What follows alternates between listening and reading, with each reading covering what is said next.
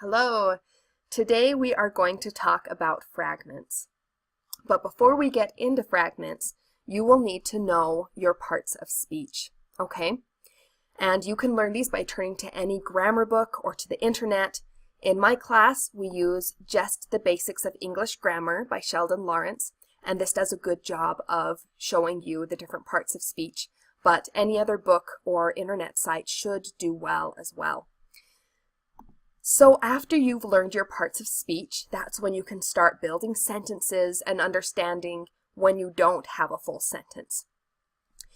But a problem I often run into is that my students will begin to understand parts of speech, what a noun is, what a verb is, how different words are functioning, but they'll have difficulty identifying those parts of speech in an actual sentence. Once they get a sentence, they might find a noun, but not be able to identify the verb. It can be hard to put these parts of speech into context. So after you've studied these, I found a neat tool that you can use to help check yourself and see if you've got the parts of speech right, so that you can continue on to check for fragments and run-ons and all of those other grammar mistakes we want to catch. So this tool is called partsofspeech.info. It's just a website. And if you go there, you can just write your text here into the box, and then you press post tag, which stands for parts of speech tag, and it will identify what those words are for you. And they're color coded, and you can see the key for the color coding over here, but you can also just hover over them. So here's your noun, house, and it tells you right there, noun. And you might say, but where's my verb? I don't know where my verb is. Well, keep hovering, and here's your verb right here, is, and it tells you. So this can be a really convenient way to check if you have a noun and a verb in your sentence, to check for different structures. So now that you've got this tool to work with, I'd recommend playing around with it until you feel more comfortable with identifying nouns and verbs especially, as well as conjunctions. And the reason for this is that these are, I would say, the three most important parts of speech for beginning to identify fragments, which is what we're talking about today. So, to start working with fragments, we need to remember that the way we build a sentence is with a subject and a verb. Now, a subject is a noun or a pronoun that is performing this verb. So an example of this would be, the dog barks. So here we've got dog as our subject because it's a noun, and then we've got the verb that the dog is performing. The dog barks. That's the action it's doing. So that is a complete sentence. And I know a lot of you know the basics of a sentence like that. So let's look at some of the common mistakes that bring up fragments, some of the common sentence structures that confuse us. Okay, so let's see how to not build a sentence. How to not build a sentence is to start with a subordinating conjunction and then have your noun and verb. Notice I'm not calling it a subject because it's not the subject of the sentence, but having a noun and verb there can be confusing. We can think, oh, I've got a noun and verb, that's like a subject and verb, so I've got a full sentence, right? Well, not if it starts with a subordinating conjunction.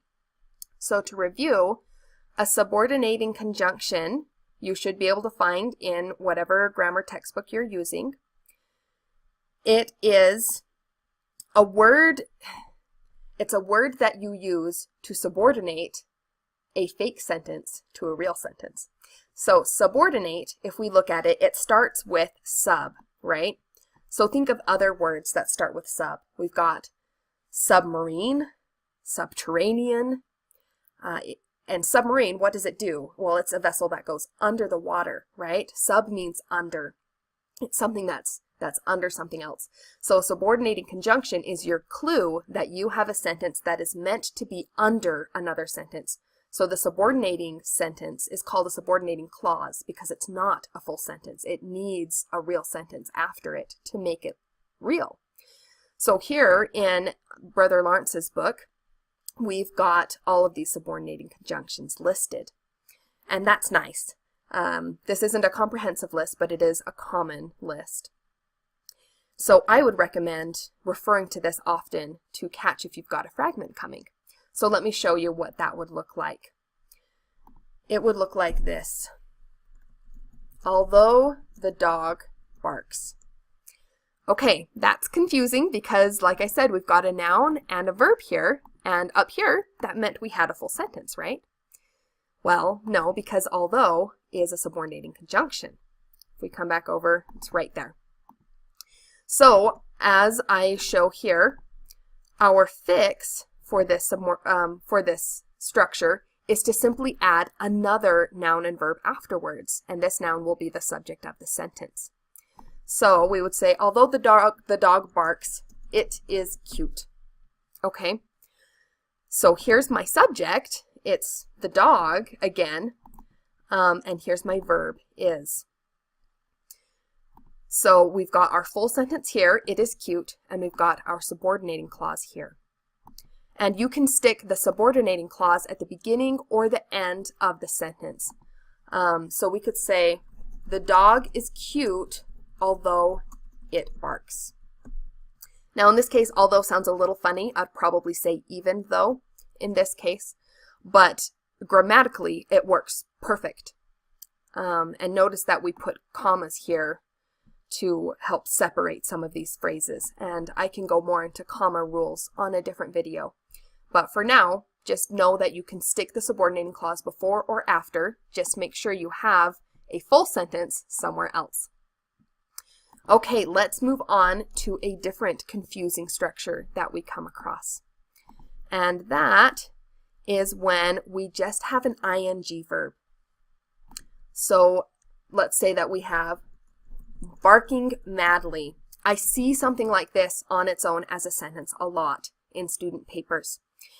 And I think the reason for this is that sometimes we can even stick nouns in there and it can get really confusing.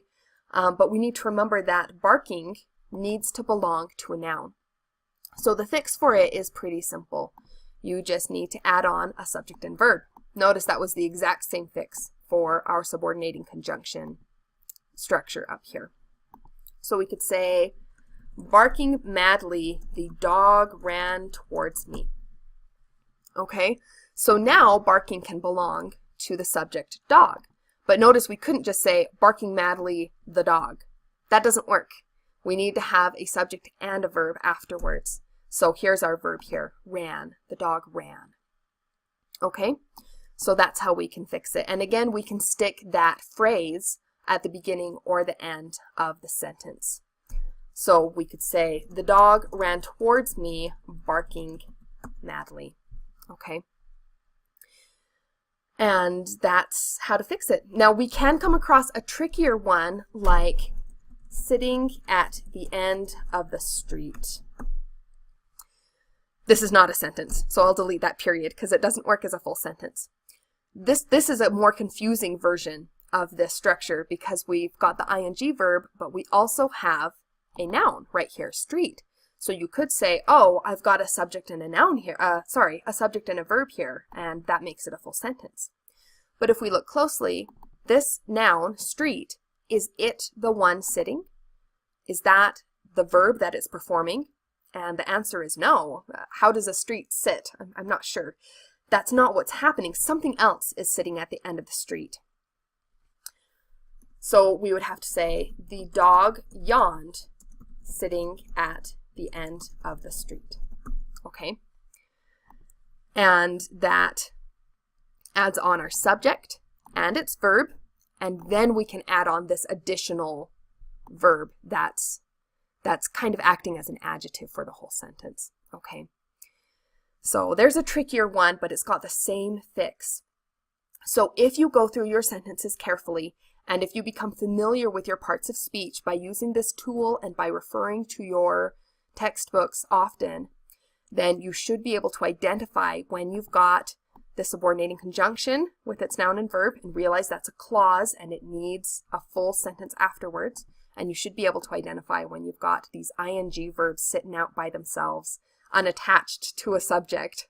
So I hope this has been helpful. If you have any questions, feel free to post in the comments or to send me a message, and I would be glad to talk about fragments and parts of speech more.